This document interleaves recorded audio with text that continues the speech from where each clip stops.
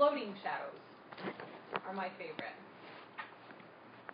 Shadows have a meaning when we look at them.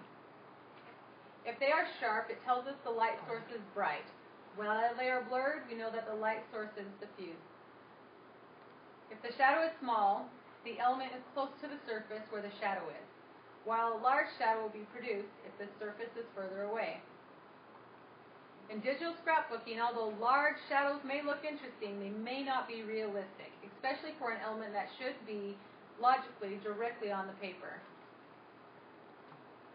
On the left, you see a huge shadow that lets you imagine the letters are floating all over the paper, while on the right, you can picture that the letters are glued to the paper, even though they are probably have a certain thickness which shows that shadow. So it has a slight shadow. It makes it still look like it has a thickness to it in dimension, right? But on the left, they were jumping right off that page. Fasteners on lifted elements. And I see this all the time. And it's fine, but it should probably be fixed. The mistake is common when a scrapper uses a curly ribbon or an element that is lifted on one end. When you think of it, if you put tape or a staple to attach an element, you would expect that element to be attached. If the ribbon is obviously off the paper where the stitching should be holding it tight to the paper. The ribbon is obviously off the paper where the stitching is holding it tight. This is an inconsistency which makes the arrangement look odd. In the case of a curly ribbon or lifted element, the fastener should simply be put in another location to make more sense. So where should they have put that stitching? Where the ribbon is touching the tape. Right. Maybe on the other side even, right? Or in the crease where the ribbon's down flat and not the part where it's poking up. Would have made a little bit more sense. Colorized shadows, and I've seen this a lot too. And I'm sure I was guilty at the very beginning of doing this. This is a very common mistake when one is new to digital scrapbooking or in a hurry. Shadows on an element will look like a shade of gray. If the element is colorized as a whole, then the shadow will also be colorized. You can clearly distinguish the pink flower on the right, which is a duplicate of the yellow flower, but it's colorized. So what color is that drop shadow? A little pink. To avoid this, one can either colorize before adding a shadow, or if the shadow is already part of the element, it can be erased very carefully. It'd be easier to avoid colorizing any element that already has a shadow. Shadows on doodles. Normally doodles are drawing, and such as this ink on it's just ink on a surface. I don't know about you, but I've never seen someone draw on a paper and have it been lifted up, ever. This means that just like handwriting, doodles have no thickness, and if there is no thickness, there should be no drop shadow. As a rule of thumb, anything made in writing, doodles, drawings, text, etc., should have no shadow. But rules are meant to be broken, so don't forget. Missing shadows. This can either be a beginner's error or a slip of the mind. Beginners might either not know the importance of shadows or never notice they are to be added manually, unlike paper scrapbooking. They don't have to do that.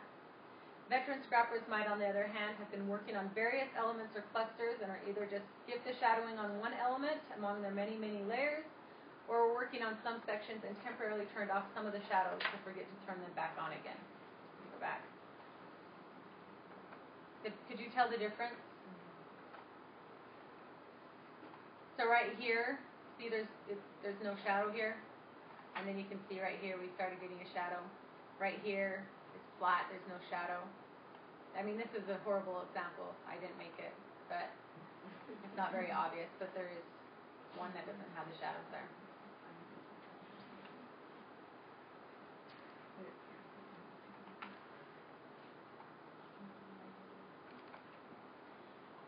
Between the element and the shadow. So this is another error that is less frequent and mostly due to inattention.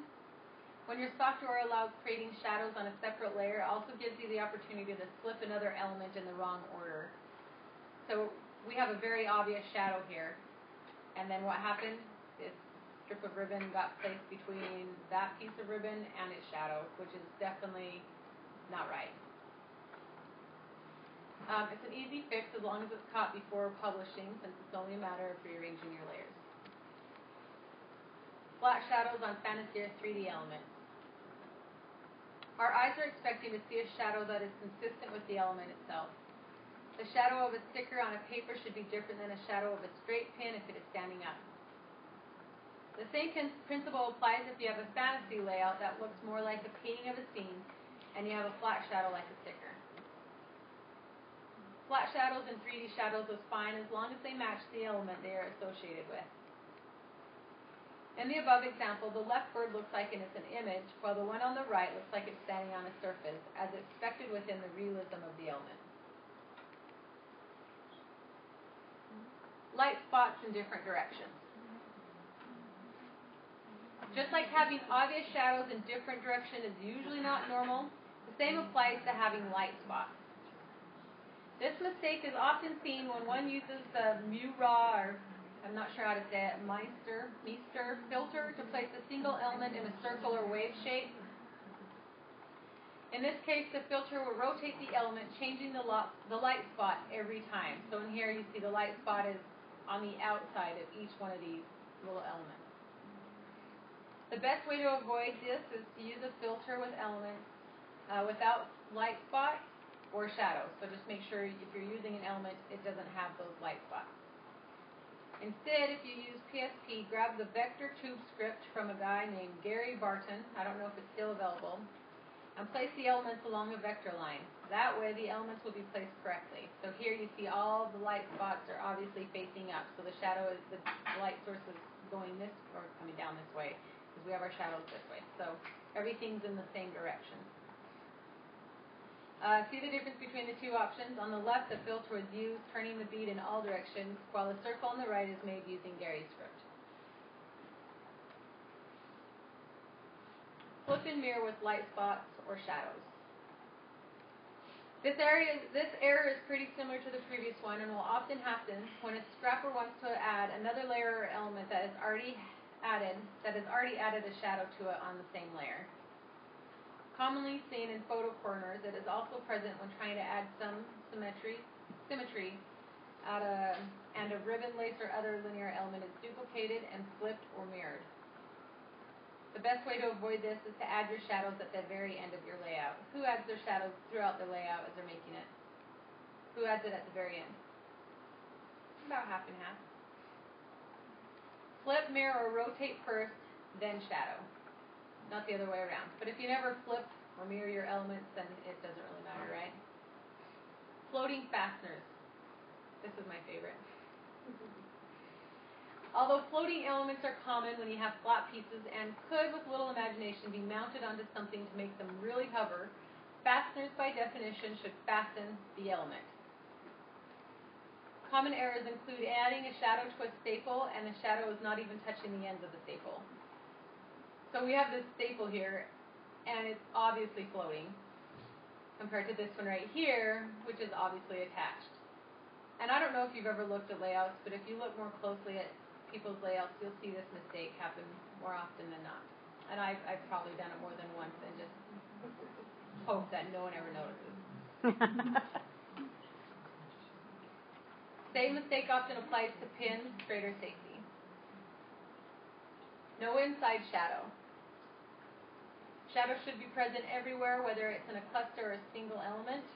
To go a little faster, it's tempting to create a cluster of elements, merge them, and then add a drop shadow to the product. However, it will definitely create an odd look as your brain is expecting something that is only half there. This is an important detail both for designers and scrappers.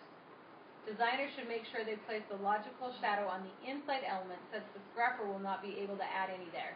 But scrappers should also be very aware of those, if there are no shadows within a cluster, that they can either take on the tedious task of adding it themselves, or choose to get clusters that include these drop shadows already on them. How many times have you gotten an element that's clustered only to find out it doesn't have shadows everywhere?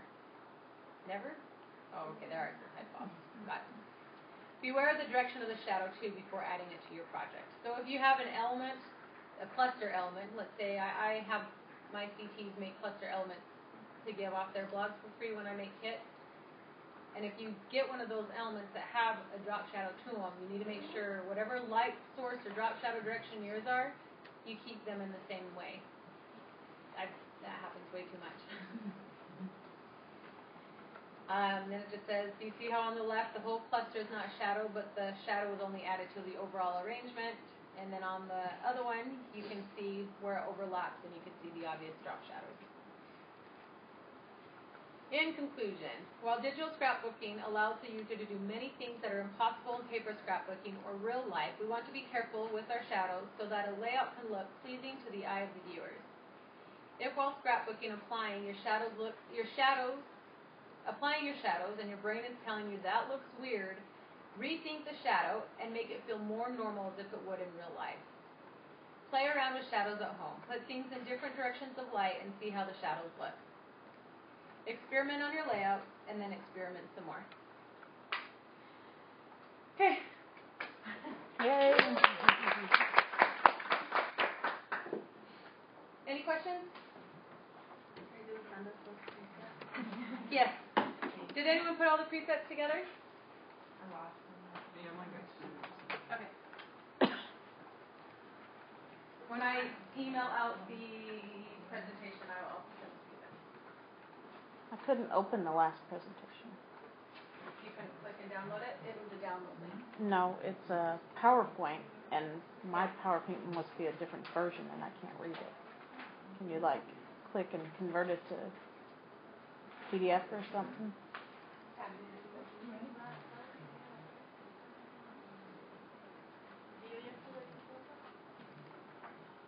Said something about converting text layers.